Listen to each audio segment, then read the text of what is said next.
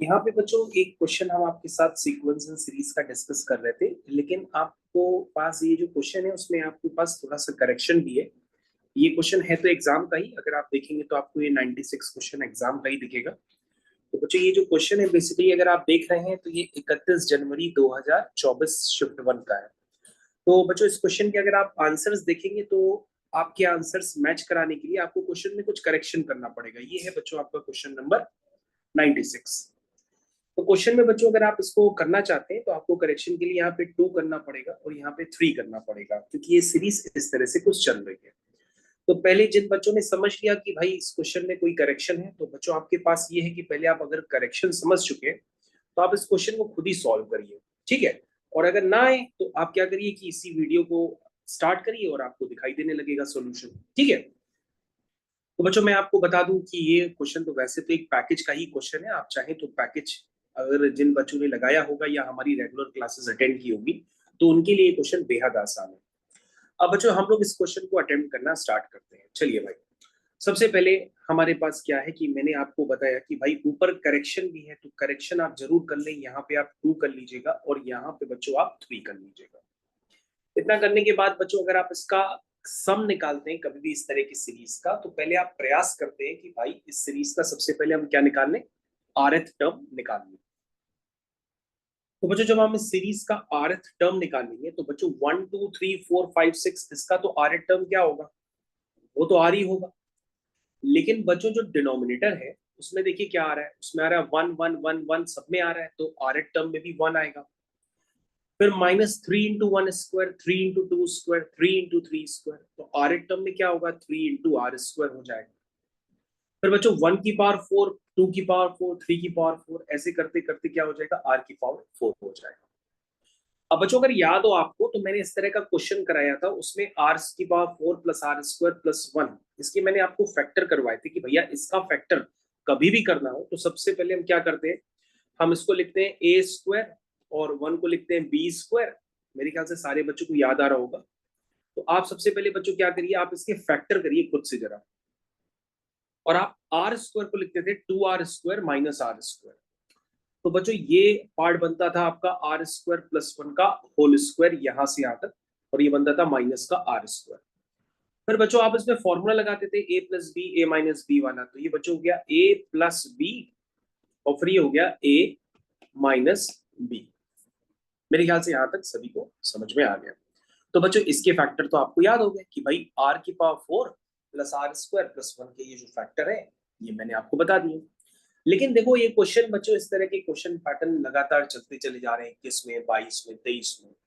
तो जो क्वेश्चन 24 में आए हैं उन्होंने उसको बदलने की कोशिश की लेकिन बदल नहीं पाए। ये क्वेश्चन ज्यादातर बच्चों से हो गया। तो बच्चों r⁴ हो गया प्लस 1 हो गया माइनस 3r² हो गया। तो सबसे पहले आपने सोचा होगा कि भैया ये हो गया a², ये हो गया b² और ये हो गया बच्चों 3r² को लिख दो 2r² माइनस r²।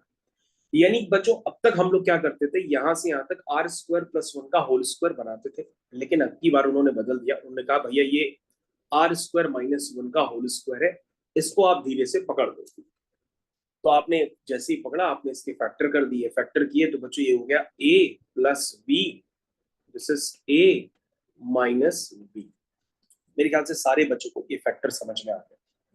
और बच्चों अगर आपको ये फैक्टर समझ में आ गए होंगे तो आप एक काम जरा करके देखिए, आप इसका आरएथ टर्म फिर से लिखिए। जब आप इसका आरएथ टर्म लिखेंगे तो बच्चों आरएथ टर्म इसका निकल के आएगा r डिवाइडेड बाय, डिवाइड में बच्चों क्या है, सबसे पहले हम छोटा टर्म लिखते हैं तो है r² माइनस 1 माइनस r, फिर बड़ा टर्म लिखते हैं r² माइनस 1 प्लस r। अब बच्चों अंदर क्या करते हैं, हम इसका वीएन मेथड बना करके डिफरेंस फॉर्म क्रिएट कर लेते हैं, क्योंकि जब तक सीरीज को हम डिफरेंस फॉर्म में नहीं लिखेंगे तब तक हम उसको जल्दी सॉल्व नहीं कर सकते। तो वीएन मेथड सारे बच्चों को पूरी तरीके से अंदाजा है। हम एक्सट्रीम टर्म्स का डिफरेंस करते हैं, पहले बड़ा टर्म फिर उसके बाद छोटा टर्म। जिन बच्चों ने वीएन मेथड नहीं समझा है या उनका छूट गया है तो मेरे को अलग से कमेंट सेक्शन में लिख के बता सकते हैं, मैं उनको वीडियो अलग से शेयर कर दूंगा। r² से r² कैंसिल हो गया, -1 से +1 कैंसिल हो गया। बच्चों r प्लस r कितना हो गया, 2r हो गया। 2r बच्चों ऊपर एक्स्ट्रा टर्म आ रहा तो हमने 2r से डिवाइड भी कर दिया और r से r ये कैंसिल हो गया। अब बच्चों आपका जो TR निकल के आया है वो क्या निकला है, वो निकला है, ध्यान से देखिएगा जरा, 1/2 टाइम्स। बच्चों ध्यान से देखिएगा, यहाँ पे ज्यादातर बच्चे कंफ्यूज होते हैं। ये बच्चों 1 अपॉन लिखा है, पहले आप इसका इससे मल्टीप्लाई करेंगे, फिर लिखेंगे, फिर माइनस लगाएंगे, फिर आप इसका इस पूरे से मल्टीप्लाई करेंगे, क्योंकि बच्चों जो ब्रैकेट के बाहर होता है वो पूरी तरह से ही तो मल्टीप्लाई होता है। तो आप उसको धैर्य रख के पूरा सही से एक्सप्रेशन लिखिए और मल्टीप्लाई करिए, ठीक है, उसमें टाइम ना वेस्ट करिए। तो बच्चों जब आप मल्टीप्लाई करेंगे तो R² - 1 + R ये कैंसिल हो जाएगा, सिर्फ बचेगा R² - 1 - R। और बच्चों फिर से अगर आप करेंगे तो ये हो जाएगा R² - 1 + R। ये बच्चों ये आपका ही rth टर्म आ गया। और बच्चों सारा खेल इस क्वेश्चन में rth टर्म पे ही होता है। rth टर्म अगर किसी बच्चे ने निकाल लिया उसके बाद तो बच्चों क्वेश्चन का खेल खत्म हो जाता है। अब बच्चों ध्यान दीजिए, यहाँ पे आप T1 लिखेंगे तो T1 आप जरा धैर्य रख के रखिए, T1 लिखिए पहले आप। तो 1 माइनस या बच्चों -1 बचेगा, आप जरा पुट करके खुद से भी चेक कर लीजिएगा। उसके बाद बच्चों यहाँ पे 1 + 1 2 2 - 1 1 बचेगा, ठीक है। T2 लिखिए बच्चों, तो बच्चों 1/2 आप थोड़ा रफ वर्किंग भी कर लीजिएगा, 2 का स्क्वायर हो गया 4 -1 - 2, तो 4 - 2 2 2 - 1 1, यानी बच्चों यहाँ पे 1 आएगा। उसके बाद बच्चों 2 का स्क्वायर 4 -1 + 2, यानी कि 4 और 2 6, 6 में से 1 गए 5। बच्चों ये वाला T2 आपका, ये मैं रफ वर्किंग अलग से हटा भी देता हूँ, आप खुद से भी कर सकते हैं। ऐसे करते करते बच्चों मेरे को 10वें टर्म से मतलब है, मैं 10वें टर्म को डायरेक्ट लिखते हूँ। तो उसमें आएगा R की जगह आप 10 पुट करेंगे तो 10 का स्क्वायर हो जाएगा 100 - 1 - 10। तो 100 - 10 होता है बच्चों कितना, 90 होता है, और 90 में से 1 माइनस कर देंगे तो ये कितना हो जाएगा, ये हो जाएगा 89। कितना हो जाएगा, 89।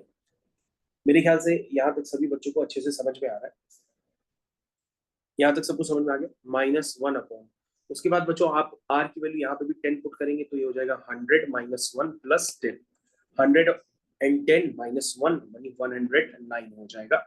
मेरे ख्याल से यहाँ तक सारे बच्चे अच्छे से समझ गए।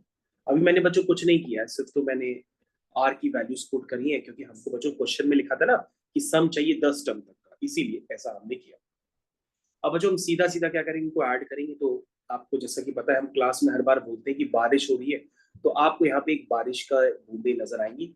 इस तरह से ये कैंसिल हो जाएंगे सारे टर्म्स ऐड करने पर, और आपके पास बच्चों ये सम आ जाएगा फाइनली 1/2 टाइम्स। ब्रैकेट में देखो बच्चों क्या आ रहा है, -1 - 1 अपॉन 109। ठीक है बच्चों, ये आ गया। इसको सॉल्व करो बच्चों ढंग से जरा। तो आप ऐसा करो, माइनस कॉमन लेके बाहर निकाल दो, और 109 + 1 110 हो गया अपॉन 109 हो गया। तो बच्चों ये हो गया माइनस का 55 अपॉन 109। यही बच्चों आपका सही आंसर है।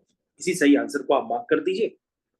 और बच्चों अगर आपको समझ में आया हो तो जरूर कमेंट सेक्शन में जरूर लिखिए, ताकि मेरे को पता पड़े कि आपको पूरी अच्छी तरीके से समझ में आ गया है। Thank you.